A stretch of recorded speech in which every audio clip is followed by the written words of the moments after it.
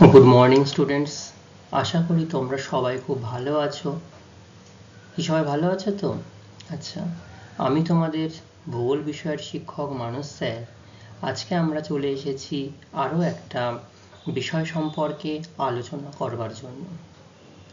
তো তোমরা বিগত ক্লাস ধরে কি শিখছো বলো তো? প্রশ্নোত্তর পর্ব, অর্থাৎ এই যে আমরা অধ্যায়টা বেশ কিছুদিন আগে অধ্যায়টা সমাপ্ত করেছি এবং সেই অধ্যায় থেকে যাবতীয় গুরুত্বপূর্ণ প্রশ্ন এবং কোনটা কতটা বেশি গুরুত্বপূর্ণ সেটা আমাদের পক্ষে এখনই বলা সম্ভবপর নয়। তো আমাদেরকে সব প্রশ্নের উত্তর সমানভাবে কিন্তু জানতে হবে, এখানে কোনো সাজেশন ভিত্তিক ব্যাপার নয়। সেই জন্য আমরা একটা বই কিংবা দুটো বই জোগাড় করেছি, জোগাড় করে সেখান থেকে যাবতীয় অনুশীলনী যা রয়েছে সেই প্রশ্নাবলী কিন্তু আমরা আলোচনা করে চলেছি। তো আজকে আমাদের যে আলোচনার বিষয়বস্তু, এই আলোচনা আজকে আমাদের প্রশ্নোত্তর পর্ব আলোচনার তৃতীয় পর্ব। প্রথম পর্বে আমরা কি শিখেছি বা কি জেনেছি? একদম ঠিক বলেছো, এই যে আবহবিকার যে অধ্যায়, পঞ্চম অধ্যায় আবহবিকার যে অধ্যায়, সেই আবহবিকার অধ্যায়ের আমরা সেখান থেকে প্রথম পর্বে জেনেছি মাল্টিপল চয়েস কোশ্চেন, অর্থাৎ এমসিকিউ টাইপ প্রশ্ন। সেখানে 4টি বিকল্প দেওয়া থাকে, সেখান থেকে সঠিক উত্তরটি খুঁজে নিয়ে আমাকে লিখতে হতো এবং প্রত্যেকটা প্রশ্নের মান কত? 1 নাম্বার থাকে, তাই তো? দ্বিতীয় পর্বে আমরা কি আলোচনা করেছি?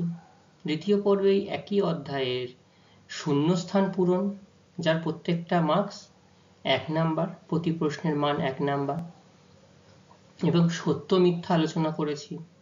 এবং এই প্রসঙ্গে একটু বলে রাখি, আমরা পূর্বের ক্লাসে একটি বইয়ের সত্য মিথ্যা পর্ব আমরা অংশ আলোচনা করেছি এবং যেহেতু সময় অতিবাহিত হয়ে গেছিল, সেই জন্য আমরা আজকে সেই দ্বিতীয় বইয়ের সত্য মিথ্যার কিছু অংশ আজ আমরা আলোচনা করব।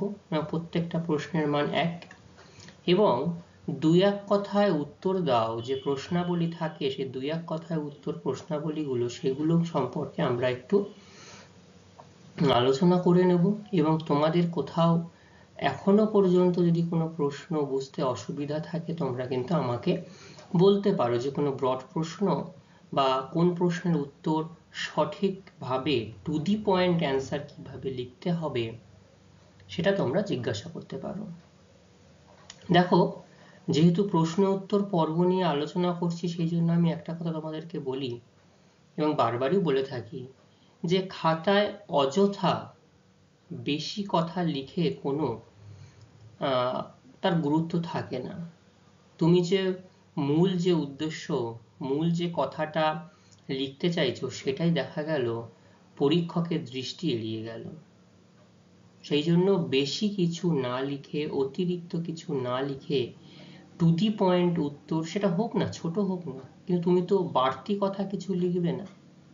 বাড়তি কথা লিখলে পরীক্ষক যে বেশি নাম্বার দেবে এমন কোনো ব্যাপার নেই। তুমি যে উত্তরটি সঠিক উত্তর হবে সেটা যদি অ্যাপ্রোপ্রিয়েট লিখতে পারো, সেটা হতে পারে 2টি বাক্যে, 3টি বাক্যে, তাহলে সেটাই তো তোমাকে লিখতে হবে।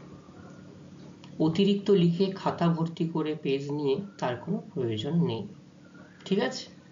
আর 2-1 কথায় প্রশ্নের ক্ষেত্রে তো বেশি লেখার জায়গায় নেই। বিকল্প প্রশ্নের থেকে শুধুমাত্র বিকল্প উত্তরটা লিখতে হয়, সঠিক বিকল্প উত্তর। শূন্যস্থানে সঠিক শব্দ দিয়ে বসিয়ে, উপযুক্ত শব্দ দিয়ে বসিয়ে শূন্যস্থান পূরণ করতে হয়। সত্য এবং মিথ্যাতে যদি ঠিক হয়, বাক্যটি যদি ঠিক হয় তো ঠিক বলবো, বাক্যটি যদি ভুল হয় ভুল বলবো। আর থাকে 2-1 কথা, এই 2-1টি বাক্যে উত্তর দাও, সেটাও 1 নম্বরের প্রশ্ন। আর থাকে টেবিল ম্যাচ, যেটা বাম স্তম্ভ এবং ডান স্তম্ভের মিল, সেটা করতে হয়, তাই না? তো চলো আমরা আজকে এই প্রশ্নোত্তর পর্ব আলোচনার তৃতীয় তথা শেষ পর্ব একটু আলোচনা করে নিই, ঠিক আছে? তো এই আলোচনা করার অর্থ কি? তোমরা খুব ভালোভাবে শুনবে এবং তোমরাই কিন্তু এর উত্তর দেবে। আমি লাস্টে বলবো, যদি কোনো প্রশ্নের উত্তর তোমরা সঠিক না দিতে পারো, যদি একটু ভুল ভ্রান্তি থাকে, তখন আমি সঠিক উত্তর দিয়ে কারেকশন করে তোমাদেরকে জানিয়ে দেব। আর তোমাদের কি উচিত, খাতায় এই উত্তরগুলো নথিবদ্ধ করে রাখা। তাহলে চলো আমরা শুরু করি। আচ্ছা, তাহলে দেখো পঞ্চম অধ্যায়, এই আবহবিকার অধ্যায়, এই অধ্যায়ের তৃতীয় পর্ব আমরা আলোচনা করব। তো প্রথমেই যেটি রয়েছে সেটি হচ্ছে যে বাক্যটি সত্য হলে ঠিক, অসত্য হলে ভুল লেখো, এবং প্রতিটি প্রশ্নের মান হচ্ছে 1 নাম্বার করে। প্রথম যে প্রশ্ন বলা হচ্ছে, উষ্ণ ও আর্দ্র অঞ্চলে যান্ত্রিক আবহবিকার সক্রিয়। বলতো উষ্ণ আর্দ্র অঞ্চলে কি যান্ত্রিক আবহবিকার সম্ভব? যান্ত্রিক আবহবিকার হতে গেলেই কিন্তু শুষ্ক পরিবেশ, শুষ্ক জলবায়ুর প্রয়োজন হয়, শুষ্ক আবহাওয়ার প্রয়োজন হয়। তাহলে এখানে আর্দ্র অঞ্চলের কথা বলছে, তাহলে আর্দ্র অঞ্চলে কি যান্ত্রিক আবহবিকার সঠিক মাত্রায় তার কার্যকারী ভূমিকা পালন করতে পারবে? পারবে না। তাহলে উত্তরটি কি হবে? উত্তরটি হবে, মানে এই বাক্যটি যেটা বলা হয়েছে সেটি ভুল বলা হচ্ছে। রাসায়নিক আবহবিকারে শিলার সমস্ত ধর্ম অপরিবর্তিত থাকে। তার মানে বলা হচ্ছে রাসায়নিক আবহবিকার হলেও শিলার যে ধর্ম সেটা কিন্তু কোনো পরিবর্তন লক্ষ্য করা যায় না বা পরিবর্তিত হয় না। ঠিক আছে? তাহলে এই যে রাসায়নিক আবহবিকার যখন হয়, রাসায়নিক বিক্রিয়া হয়, তখন কি শিলার মূল খনিজগুলোর ধর্ম কিন্তু পরিবর্তন হয়ে যায়। অনেক সময় সম্পূর্ণ নতুন একটি শিলার উৎপত্তি হতে লক্ষ্য করা যায়। আর এই যে ধর্ম অপরিবর্তিত থাকে কোন আবহবিকারে? যান্ত্রিক আবহবিকারে শিলার ধর্ম অপরিবর্তিত থাকে। ঠিক আছে? তাহলে এইটুকু আমরা বুঝতে পারছি। আর যান্ত্রিক আবহবিকারে শিলার কি পরিবর্তন হয় বলতে পারবে তোমরা? শুধুমাত্র আকৃতিগত পরিবর্তন কিন্তু লক্ষ্য করা যায়। আর রাসায়নিক আবহবিকারে শিলার ধর্ম সম্পূর্ণরূপে পরিবর্তন হয়ে যায়। রাসায়নিক আবহবিকার অতি ধীরে ধীরে সম্পন্ন হয়। বলতো তোমাদের কি মনে হয় যে এটা রাসায়নিক বিক্রিয়া হতে, তোমরা তো বিভিন্ন ল্যাব বা ছোটখাটো এক্সপেরিমেন্ট দেখেছো, এবং হঠাৎ করে যদি চুনের সাথে জল দিলে কি পরিবর্তন হয় তোমরা দেখলে, রাসায়নিক অংশের একটা অংশ। তো এগুলো কি অতি ধীরে ধীরে সম্পন্ন হয় বলে তোমাদের মনে হয়? অতি ধীরে ধীরে হয়, কিন্তু যেটা মরু অঞ্চলে, উষ্ণ মরু অঞ্চলে যান্ত্রিক আবহবিকার দীর্ঘদিন ধরে সূর্যের তাপমাত্রার হেরফেরের জন্য শিলার সংকোচন, প্রসারণ, পীড়ন যখন সহ্য হয় না, তখন সেটা কিন্তু যান্ত্রিক আবহবিকারে পরিণত হয়। সেইটা অনেকটা ধীরে ধীরে লক্ষ্য করা যায়। তাহলে এক্ষেত্রে এটা কি হবে? ভুল হবে, কারণ অতি দ্রুত হয় রাসায়নিক আবহবিকার। তুহিন খণ্ডীকরণে সৃষ্ট শিলাখণ্ডগুলিকে ট্যালাস বা স্ক্রি বলা হয়। তুহিন খণ্ডীকরণ মানে বুঝতে পারছো কোনগুলো? একদম ঠিক, যে জল যখন কোনো পর্বতের ফাঁক বা ফোকরে বা কোনো গাছে যখন জমা হয়ে যায়, সেই জল যখন বরফে পরিণত হয়ে যায়, তার আয়তন কত বৃদ্ধি পায়? 9% আয়তন কিন্তু বৃদ্ধি পায়। তো যখন এই বৃদ্ধি পাচ্ছে, তখন শিলাখণ্ড তার বরফের চাপকে ধরে রাখতে পারবে? পারবে না, সেটাকে ফাটিয়ে দেবে।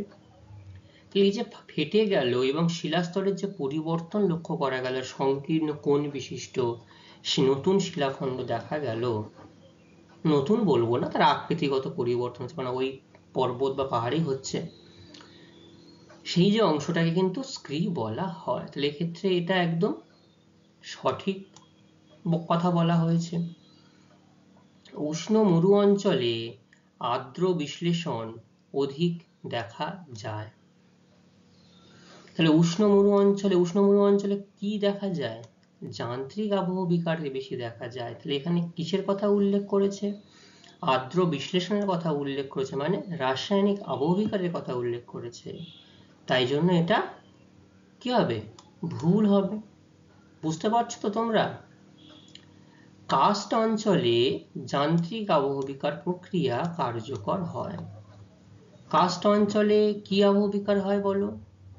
কার্বনেশন বা অঙ্গার যোজন।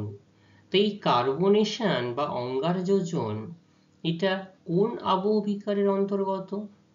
এটা একটি রাসায়নিক আবহবিকারের অন্তর্গত, তাই না? আচ্ছা, তাহলে এই অবধি বোঝা গেল সবার? ঠিক আছে। এবার বলা হচ্ছে শিলাস্তরে আবহবিকার ঘটলে তবেই ক্ষয়ীভবন ঘটে। কথাটা ঠিক না ভুল? একদম শুরুতে যে কোনো শিলাস্তরের প্রাথমিক প্রক্রিয়া কি? আবহবিকার। আবহবিকার জাত বা ক্ষয়জাত পদার্থগুলো নির্দিষ্ট স্থানে পড়ে থাকে। কিসের দ্বারা অপসারণ হয়? যখন এই পদার্থগুলো অপসারণ হয়ে যাচ্ছে বায়ুমণ্ডলীয় বিভিন্ন শক্তির দ্বারা, তখন সেটাকে আমরা কি বলছি? ক্ষয়ীভবন। তাহলে আবহবিকার শিলাস্তরে আবহবিকার ঘটলে, কারণ আবহবিকার ঘটার পরই কিন্তু সেখানে ক্ষয়ীভবন ঘটে। তাহলে কথাটি একদম ঠিক। রেগোলিথ থেকে মাটির উৎপত্তি হয়। বলো তো ঠিক না ভুল? কথাটা একদম ঠিক। কারণ রেগোলিথ, এই যে আবহবিকার জাত সৃষ্ট চূর্ণ বিচূর্ণ যে নরম একটা স্তর গঠিত হয়, এইটা হচ্ছে রেগোলিথ। আর এই রেগোলিথ মাটি সৃষ্টির প্রাথমিক উপাদান। তাহলে মাটির উৎপত্তি কিসের থেকে হচ্ছে? রেগোলিথ থেকে হচ্ছে। তাহলে কথাটি ঠিক না ভুল? কথাটা একদম ঠিক। শস্যাবর্তন পদ্ধতি মাটি ক্ষয় রোধে সাহায্য করে। শস্যাবর্তন পদ্ধতিটা কি আগে বলো? খুব ভালো। যে একই জমিতে একই ফসল বারবার চাষ না করে যদি ঘুরিয়ে ফিরিয়ে চাষ করা হয়, সেই যে পদ্ধতি সেটা হচ্ছে শস্যাবর্তন পদ্ধতি। এই যে শস্যাবর্তন পদ্ধতি করলে মাটির কিন্তু গুণাগুণ বজায় থাকে এবং বিভিন্ন রকম শস্যের চাষ করার জন্য তাদের শিকড়জাত যে বিভিন্ন পুষ্টিজাত পদার্থ সেগুলো মাটির সাথে মিশে মাটিকে আরো উর্বর করে তোলে। এবং আমরা যদি সারা বছর চাষ করি তাহলে এই যে মাটি আলগা থাকবে না, তাহলে মাটি ক্ষয় কি হবে? রোধ করা যাবে। তাহলে কথা ঠিক না ভুল? কথাটি একদম ঠিক বলা হচ্ছে। উদ্ভিদের আবরণ ভূমিক্ষয় প্রতিরোধ করে। তাহলে উদ্ভিদ কি আমাদের কাজে লাগে? তোমাদের কি মনে হয়? কাজে লাগে। কি কি কাজে লাগে বলো একটু শুনি। আচ্ছা, গাছ আমাদের ডালপালা দেয়, পাতা প্রতি জ্বালানি দিয়ে সাহায্য করে। আচ্ছা, বড় বড় কাণ্ড জ্বালানি আমাদের ফার্নিচার করতে সাহায্য করে। বেশ। গাছের তলায় দাঁড়ালে আমরা গাছের ছাওয়া পাই, একটা ঠান্ডা অনুভূত হয়। বিশেষ করে গ্রীষ্মকালে যখন রাস্তায় বেরোই ঠান্ডা একটা অনুভূত হয়। আচ্ছা, খুব ভালো পয়েন্ট। অক্সিজেন দেয় গাছ আমাদের। আর গাছ কি করে? বাষ্পীভবন করে। বাষ্পীভবনের ফলে কিসের মাত্রা বৃদ্ধি পায়? বাষ্পীভবনের ফলে বৃষ্টিপাতের মাত্রা বৃদ্ধি পায়। দেখবে মরু অঞ্চলে যেহেতু বৃক্ষের পরিমাণ নেই বললেই চলে, সেজন্য সেখানে বৃষ্টিপাতের পরিমাণও কিন্তু নেই।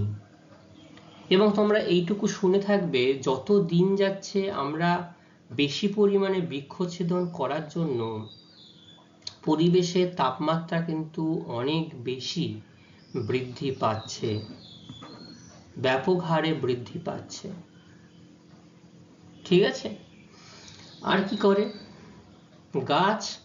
তার শিকড় দিয়ে মাটিকে খুব সঙ্ঘবদ্ধভাবে কিন্তু আটকে রাখে, তাই না?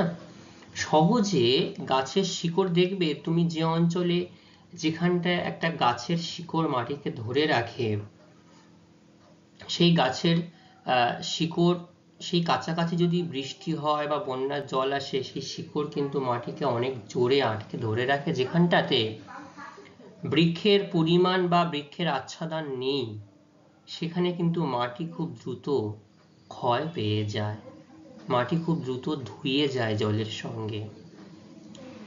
তাহলে আর যে যে অঞ্চলে দেখবে গাছের একটা আস্তরণ থাকে, গাছের আস্তরণ থাকার জন্য ওপর থেকে যখন বৃষ্টি পড়ে, সে বৃষ্টির ফোঁটা কিন্তু সরাসরি মাটিকে আঘাত করতে পারে না, কারণ এই বৃষ্টির ফোঁটা আঘাত পেয়েও কিন্তু মাটির ক্ষুদ্র ক্ষুদ্র কণা কিন্তু ভেঙে যায় কণাগুলো।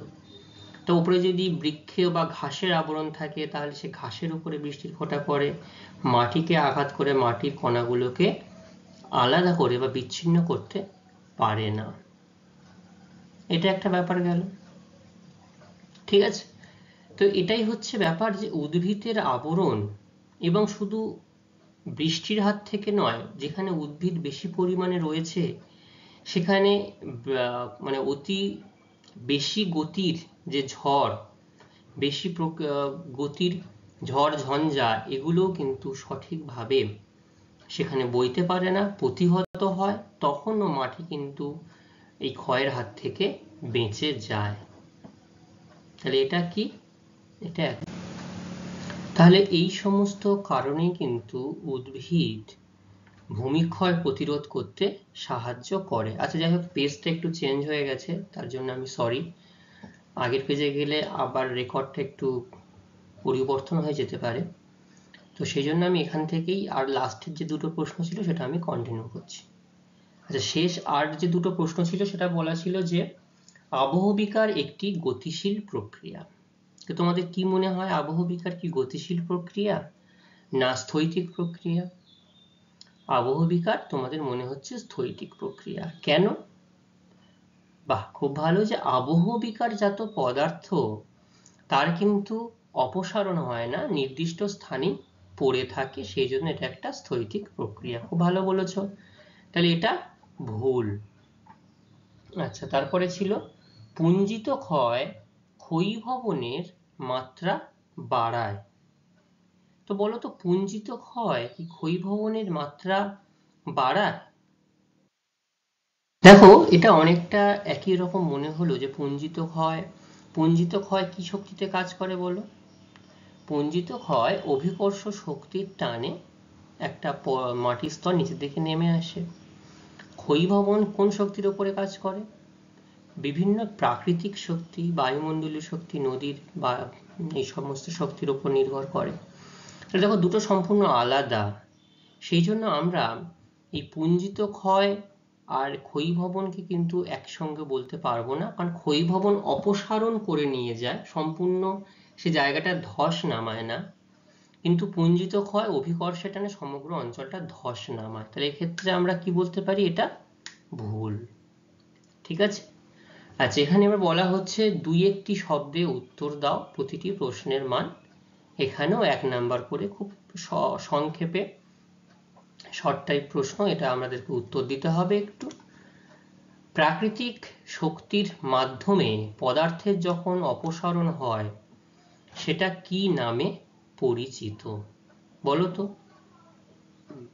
পদার্থের অপসারণ হচ্ছে তখন সেটাকে আমরা ক্ষয়ীভবন বলতে পারি। খুব ভালো জিনিস বলেছো, ক্ষয়ীভবন, কারণ ক্ষয়ীভবনের জন্যই কিন্তু পদার্থের অপসারণ হতে দেখা যায়। ঠিক আছে? আচ্ছা, পরবর্তী প্রশ্ন বলা হচ্ছে পুঞ্জিত ক্ষয়ে কোন শক্তি সবচেয়ে বেশি গুরুত্বপূর্ণ? কোন শক্তি সবচেয়ে বেশি গুরুত্বপূর্ণ পুঞ্জিত ক্ষয়ে? একদম ঠিক, কারণ সংজ্ঞার মধ্যেই বলা আছে, বা পুঞ্জিত ক্ষয়ের মূল কারণ হচ্ছে অভিকর্ষজ শক্তির জন্য উপরের দিক থেকে পর্বতগাত্রের দিকে নিচে নেমে আসে, তাই না? তারপরে বলা হচ্ছে কোন জলবায়ু অঞ্চলে নগ্নীভবনের হার সবচেয়ে কম।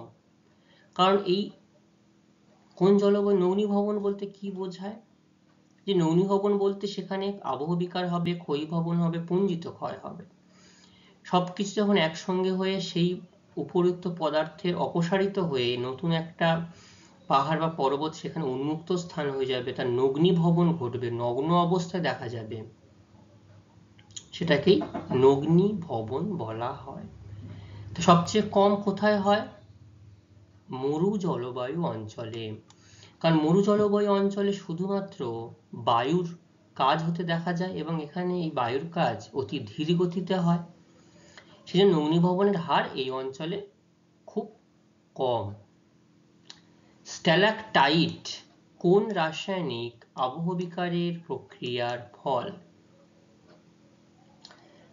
স্ট্যালাকটাইট আগে বলো তো কোন অঞ্চলে লক্ষ্য করা যায়? চুনাপাথর গঠিত অঞ্চলে বা কাস্ট অঞ্চলে। আচ্ছা, এই স্ট্যালাকটাইট কেমন ধরনের ভূমিরূপ?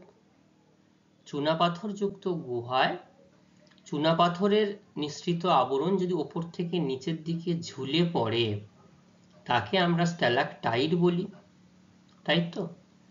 আর যদি ওপর থেকে নিচের দিকে ভূমিতে পড়ে তারপর সেটা ধীরে ধীরে উপরের দিকে উত্থিত হয় সেটাকে আমরা স্ট্যালাগমাইট বলি।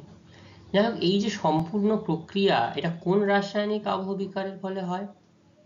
কার্বনেশন, তাই তো, বা অঙ্গার যোজন, একদম সঠিক বলেছ। স্ট্যালাকটাইট তাহলে অঙ্গার যোজন প্রক্রিয়া ফল। কাস্ট অঞ্চলে প্রধানত কোন শিলা দ্বারা গঠিত হয়? কাস্ট অঞ্চলে কোন শিলা দ্বারা গঠিত হয় বলো? কাস্ট অঞ্চল বলতেই কিন্তু আমরা চুনাপাথর যুক্ত শিলাকেই ধরি, তাই না?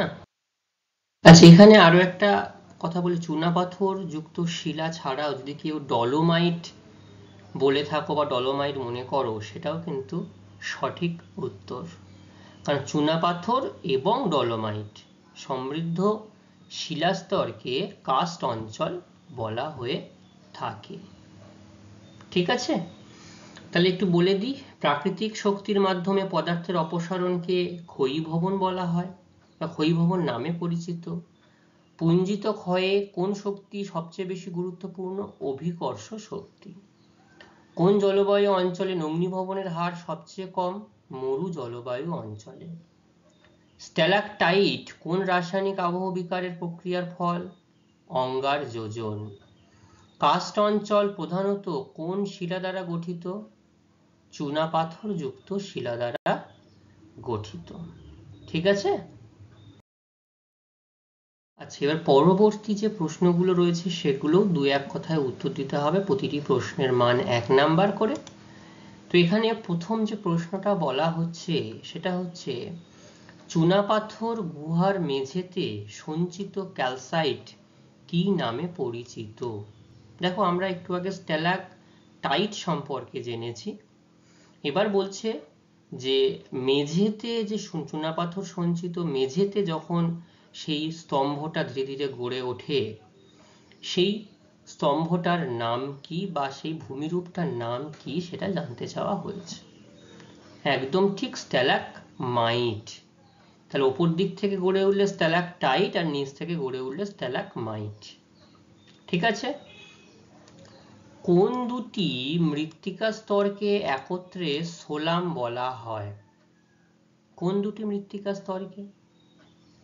সোলাম অর্থাৎ মৃত্তিকার নির্দিষ্ট প্রোফাইল রয়েছে, এ বি সি ডি করে অনেকগুলো প্রোফাইল রয়েছে। তো সেইখানটাতে দুটো স্তরকে, কোন দুটি স্তরকে সোলাম বলা হয়? প্রাথমিক দুটি স্তর অর্থাৎ এ এবং বি স্তরকে একত্রে সোলাম বলা হয়। ঠিক আছে, বুঝতে পারা গেল?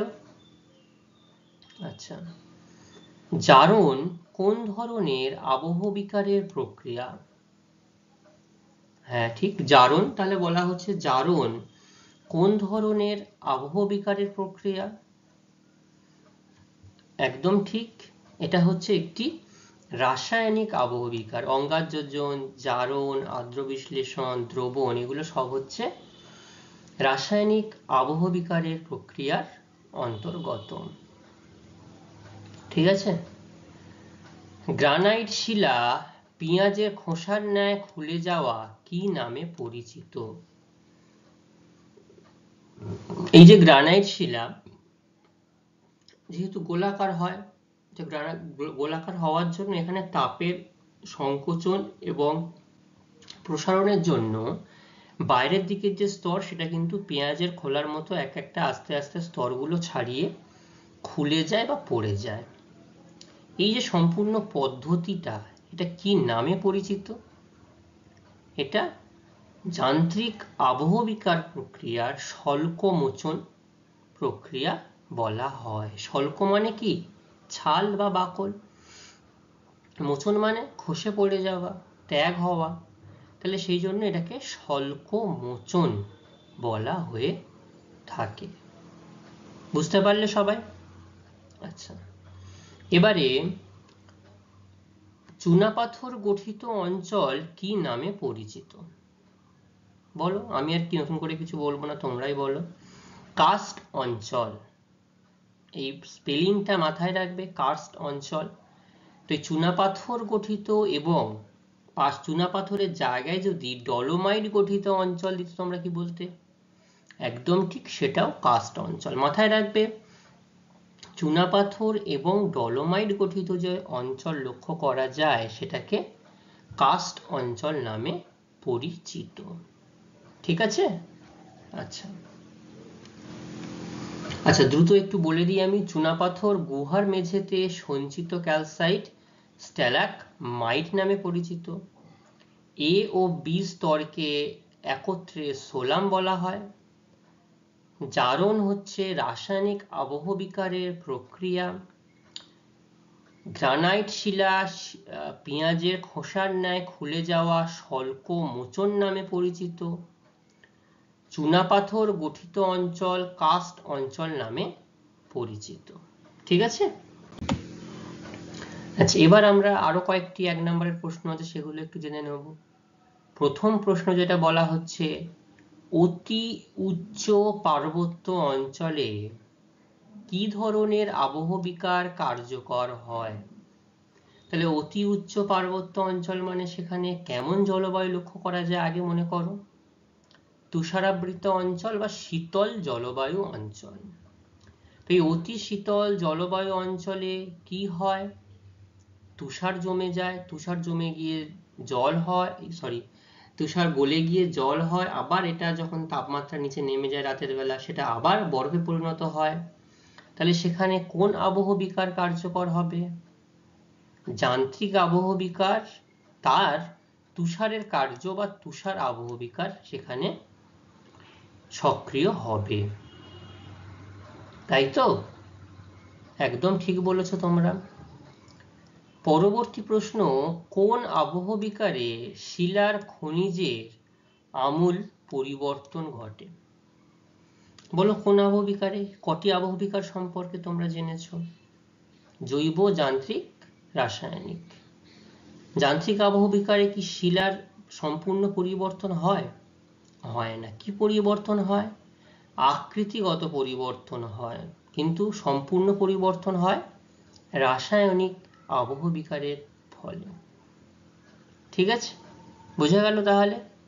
রাসায়নিক আবহবিকারের ফলে শিলা খনিজের কিন্তু আমূল পরিবর্তন ঘটতে দেখা যায়। বিষম সত্ত্ব শিলায় কি প্রকার আবহবিকার ঘটে?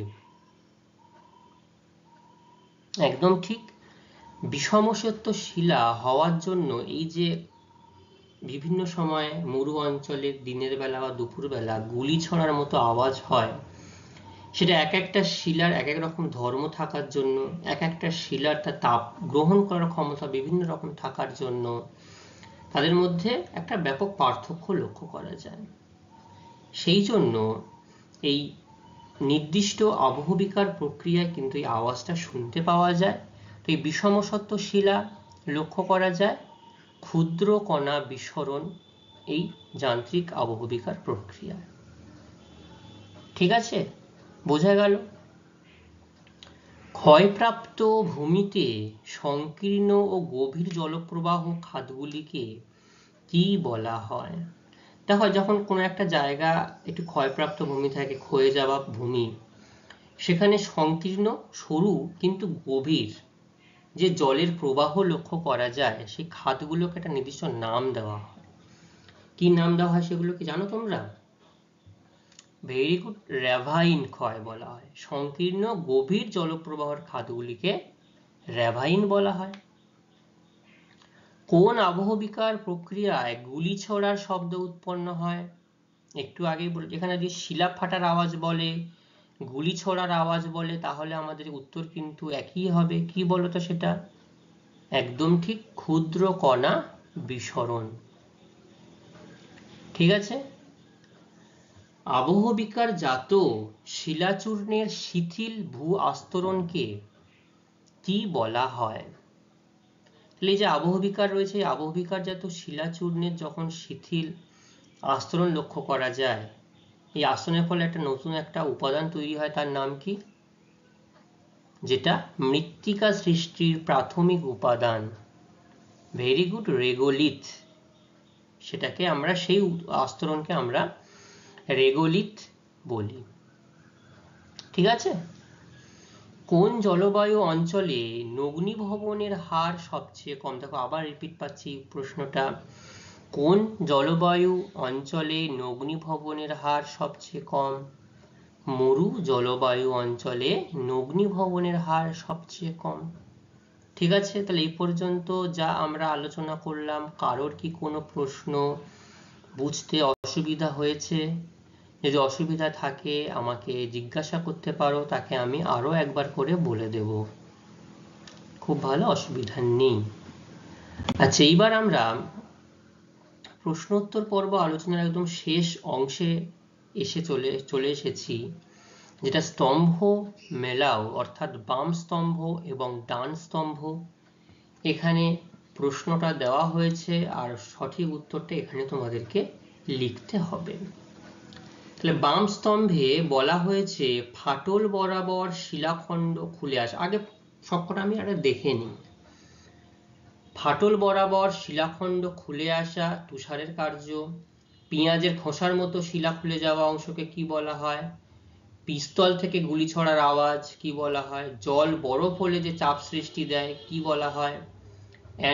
অ্যানহাইড্রাইট থেকে জিপসাম কি বলা হয়? চুনাপাথর থেকে ক্যালসিয়াম বাইকার্বনেট কি বলা হয়? তো দেখো, প্রথমে যেটা রয়েছে ফাটল বরাবর শিলাখণ্ড খুলে আসা, এটাকে কি বলা হয়? এখানে অপশন থেকে তোমাদের কোনটা মনে হচ্ছে? অর্থাৎ যেটাকে জ্যামিতিক আকারের মতো আয়তাকার হিসাবে যখন শিলাখণ্ডগুলো বেরিয়ে আসে, এটাকে পিণ্ড বিসরণ বলা হয়। তো এখান থেকে আমরা পিণ্ড বিসরণকে বেছে নিয়ে সঠিক উত্তর হিসাবে বিবেচিত করছি। ঠিক আছে। পেঁয়াজের খোসার মতো শিলা খুলে যাওয়া কি বলা হয়? স্বল্পমোচন। তাহলে এই যে স্বল্পমোচনটাকে লিখে দিলাম আমরা সোজা। ঠিক আছে, বোঝা গেল? পিস্তল থেকে গুলি ছোড়ার আওয়াজ কোন আবহবিকারের ফলে হয়? ভেরি গুড, ক্ষুদ্র কণা বিস্ফোরণ। জল বরফ হলে চাপ সৃষ্টি কিসের জন্য হয়? কোন আবহবিকার? তুষারের কার্য। অ্যানহাইড্রাইট থেকে জিপসাম, এটা কোন রাসায়নিক আবহবিকারের উদাহরণ? জলযোজন। ঠিক আছে। চুনাপাথর থেকে ক্যালসিয়াম বাইকার্বনেট কোন রাসায়নিক আবহবিকারের অংশ? অঙ্গার যোজন। তাহলে বোঝা গেল এখানটাতে? আচ্ছা, তাও আমি আরো একবার করে একটু বলে দিই দ্রুত। ফাটল বরাবর শিলাখণ্ড খুলে আসা পিণ্ড বিসরণ, পেঁয়াজের খোসার মতো শিলা খুলে যাওয়া স্বল্পমোচন, পিস্তল থেকে গুলি ছোড়ার আওয়াজ ক্ষুদ্রকণা বিসরণ, জল বরফ হলে চাপ সৃষ্টি তুষারের কার্য, অ্যানহাইড্রাইট থেকে জিপসাম জলযোজন, চুনাপাথর থেকে ক্যালসিয়াম বাইকার্বনেট অঙ্গার যোজন। ঠিক আছে। এবার লাস্ট টেবিল। এখানেও দেখো বলা হচ্ছে গোলাকার শিলার বিচূর্ণন, এটা একটা গেল। অক্সিজেনকে কি বলা হয়? কার্বন ডাই অক্সাইড থাকলে সে পদ্ধতি কি? মাটি ক্ষয় প্রক্রিয়া কি? মাটি সংরক্ষণ প্রক্রিয়া কি? তাহলে দেখে এখানে অপশন দেওয়া হয়েছে জারণ, স্বল্পমোচন, সমোন্নতি রেখা চাষ, পাত ক্ষয়, অঙ্গার যোজন। আচ্ছা বলো তো জারণ কার সঙ্গে সম্পর্কযুক্ত? একদম ঠিক, জারণ অক্সিজেনের সঙ্গে সম্পর্কযুক্ত। অক্সিজেন তার সোজাসুজি জারণ বলা হয়েছে। স্বল্পমোচন কোন ধরনের শিলায় হয়? গ্রানাইট যুক্ত শিলা। কেমন দেখতে হয়? গোলাকার। তাহলে কি হলো? গোলাকার শিলার বিচূর্ণন হয় স্বল্পমোচন। সমোন্নতি রেখা চাষ, এটা কিসের জন্য করি আমরা? সমোন্নতি রেখা বরাবর চাষ, এটা একটা মাটি সংরক্ষণ প্রক্রিয়া, যাতে মাটির অতিরিক্ত ক্ষয় না হয় সেই জন্য মাটি সংরক্ষণ প্রক্রিয়া সমোন্নতি রেখা বরাবর চাষ। পাত ক্ষয়, এটা কি ধরনের ক্ষয় প্রক্রিয়া? এটা একটা মাটির ক্ষয় প্রক্রিয়া। কার্বন ডাই অক্সাইড কিসের সঙ্গে সম্পর্কিত? একটাই অপশন পড়ে রয়েছে, বা এটাই কিন্তু অঙ্গার যোজন বা কার্বনেশন, এই হচ্ছে কার্বন ডাই অক্সাইড। তাহলে আমি আরেকবার বলি একটু। গোলাকার শিলার বিচূর্ণন স্বল্পমোচন, অক্সিজেন জারণ, কার্বন ডাই অক্সাইড অঙ্গার যোজন, মাটি ক্ষয় প্রক্রিয়া পাত ক্ষয়, মাটি সংরক্ষণ প্রক্রিয়া সমোন্নতি রেখা বরাবর চাষ। ঠিক আছে? তাহলে এইভাবে আমরা এই আবহবিকার অধ্যায়ের প্রশ্নোত্তর পর্ব আলোচনা এখানেই শেষ হচ্ছে। পরবর্তী দিনে আমি তোমাদের থেকে এই আবহবিকারের যত প্রশ্ন আমি তোমাদেরকে আলোচনা করলাম তোমাদের সাথে, তোমরা সবগুলোই কিন্তু একটু ভালোভাবে দেখে নেবে, পড়ে নেবে, বুঝে নেবে। আমি পরবর্তী দিন তোমাদের এখান থেকে নির্দিষ্ট প্রশ্ন জিজ্ঞাসা করব। ঠিক আছে? তাহলে আজকের ক্লাস আমাদের এই পর্যন্তই থাকবে। পরবর্তী ক্লাসে আমরা আবার নতুন কোনো বিষয় সম্পর্কে আলোচনা করব। সবাই খুব ভালো থাকবে। সকলকে অসংখ্য ধন্যবাদ।